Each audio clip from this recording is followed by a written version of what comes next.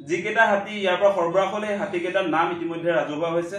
আপোনালোকে নামবিলাক এবাৰ শুনিলে আসলে কথাটো ক্লিয়াৰ হৈ যাব ইয়াতে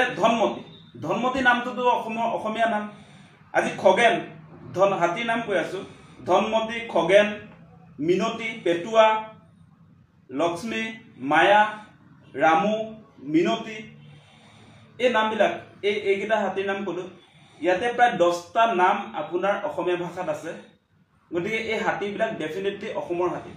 সেই সন্দেহ আমি পূৰ্বতে সন্দেহ প্ৰকাশ কৰিছিলো আৰু এই ঘটনাই সংঘটিত হৈছে আজি আপোনালোকে নিশ্চয় দেখিছে আম্বানীৰ বান্তাৰা চিৰিয়াখানা কৰ্তৃপক্ষই যিকেইটা হাতী ইয়াৰ পৰা সৰবৰাহ কৰিলে সেই হাতীৰ তথ্য দিছে আৰু সেই তথ্যত আপোনালোকক কৈছো যে ইয়াত অসমৰ হাতী বুলি যে আমি সন্দেহ প্ৰকাশ কৰিছিলো সেই হাতীৰ নামতো অসমীয়া নামে ওলাইছে আজি আপোনালোকে পেটুৱা নামটোতো অসমীয়া ভাষাক বাদ দি বেলেগত জানো আছে পেটুৱা বলে হাতীটোৰ নাম পেটুৱা যদি হাতীটোৰ নাম হয় এই হাতীটো অসমৰ হ'ব লাগিব নে নাই সেই কথাটো আপোনালোকে ভাবি চাওক আজি ধনমতি নামটো অসমীয়া নাম আজি খগেন নামটো অসমীয়া নাম আজি ৰংমতি নামটো অসমীয়া নাম আজি বাবুলাল নামটো অসমীয়া নাম এটোতো অৰুণাচলী ভাষা নহয় আজি পেটুৱা নামটো অৰুণাচলী ভাষা নেকি সেই কথাটো আপোনালোকে নিজে এবাৰ ভাবি চাওক আজি ধনবৰটো থলুৱা অসমীয়া এটা নাম গতিকে এই হাতীবিলাক যে অসমৰ হাতী সেই কথাটো আজি প্ৰমাণ হৈছে কিন্তু আমাৰ অসমীয়া মানুহক অন্ধকাৰত ৰাখি এই বেহা বেপাৰটো যে কৰিছে জীৱ-জন্তুবিলাকক লৈ যে এতিয়া বেহা বেপাৰ যে আৰম্ভ কৰিছে হিমন্ত বিশ্ব শৰ্মাই মানুহক আসলে অন্ধকাৰত ৰাখি এই কথাটো আজি প্ৰমাণ হৈছে এয়া তালিকা আমাৰ মাজত আছে তালিকা প্ৰকাশ কৰিছে আজি আম্বানীৰ বান্তাৰা চিৰিয়াখানা কৰ্তৃপক্ষই গতিকে এটা কথা অতি স্পষ্ট হিমন্ত বিশ্ব শৰ্মাই গুকাত মিছা মাতিছে আৰু মিছা মতাৰ যিটো ৰিজাল্ট সেই ৰিজাল্টটো আছে আমাৰ লগত আপোনালোকে নিশ্চয় জানে যে 2022 চনৰ 9 ছেপ্টেম্বৰ তাৰিখে 9 ছেপ্টেম্বৰ 2022 চনৰ 9 ছেপ্টেম্বৰ তাৰিখে আসলে এখন চুক্তি হৈছিল সেই চুক্তি অনুসৰি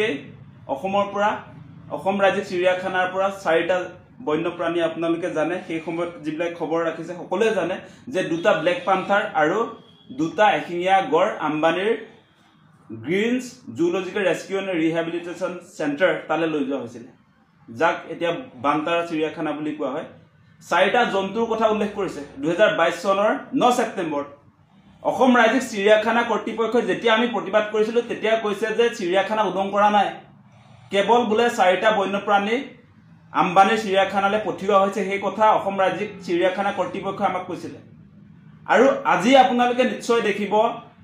আম্বানীৰ যিটো বান্তাৰা তাৰ ৱেবছাইটত এটা প্ৰতিবেদন প্ৰকাশ কৰিছে অসমৰ পৰা আসলে তেওঁলোকে কিমান বন্যপ্ৰাণী লৈ গ'ল তাৰ তথ্য প্ৰকাশ কৰিছে সেই তথ্যত আপোনালোকে জানি আচৰিত হ'ব 64টা এতিয়ালৈকে বিৰল প্ৰজাতিৰ বন্যপ্ৰাণীক আপোনাৰ বান্তাৰা চিৰিয়াখানালৈ অসমৰ পৰা লৈ গৈছে কিন্তু আপোনালোকে চাওক এই 4 বছৰ এই 3-4 বছৰ ধৰি অসমৰ ৰাইজক অন্ধকাৰত ৰাখিছে অসমৰ ৰাইজক কৈ আছে হিমন্ত বিশ্ব শৰ্মা চৰকাৰে আজি অসমৰ ফৰেষ্ট ডিপাৰ্টমেণ্ট আজি আপোনাৰ এই অসম ৰাজ্যিক চিৰিয়াখানা কৰ্তৃপক্ষই কৈ আছে কেৱল 4টা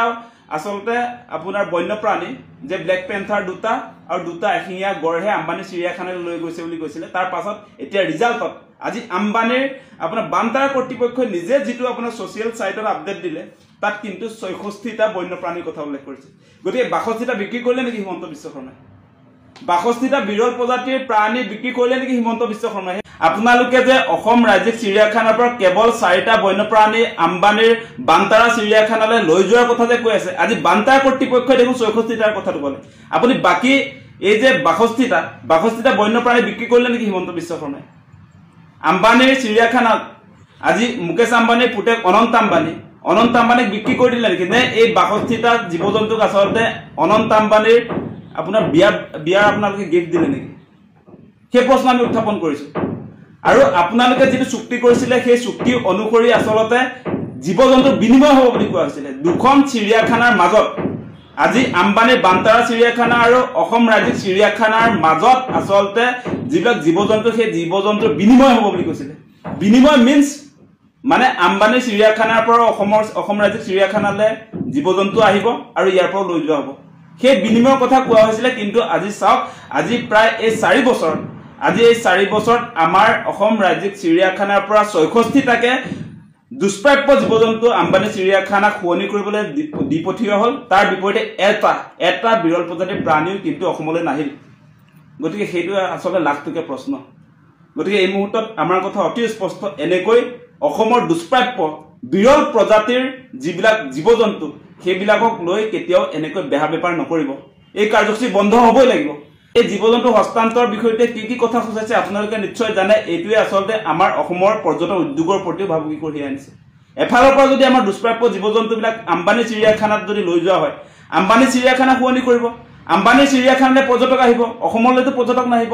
অসমত যিবিলাক জীৱ-জন্তু চাবৰ কাৰণে দেশী বিদেশী পৰ্যটকে ভিৰ কৰে সেই সকলোবিলাক যেতিয়া উপলব্ধ হ'ব আম্বানীৰ বান্তাৰা চিৰিয়াখানাত তেতিয়া অসমলৈ আহিব নেকি অসমলৈ পৰ্যটক আহিব নেকি তেতিয়া সেই প্ৰশ্ন আমি হিমন্ত বিশ্ব শৰ্মাক উত্থাপন কৰিছো এনেকৈ আচলতে নিজৰ স্বাৰ্থত আজি হিমন্ত বিশ্ব শৰ্মাৰ স্বাৰ্থত সেই কাম কাজবিলাক কৰিছে আজি আম্বানীৰ লগত সুসম্পৰ্ক গঢ়িবৰ কাৰণে এতিয়া আম্বানীৰ পুতেকক গিফ্ট দিছে বিয়াৰ গিফ্ট দিছে তেওঁ অসমৰ জীৱ-জন্তুক এনেকৈ কেতিয়াও আচলতে অসমখনক ধ্বংস কৰিবলৈ দিয়া নহ'ব সেই কথা আমি স্পষ্ট কৰিছো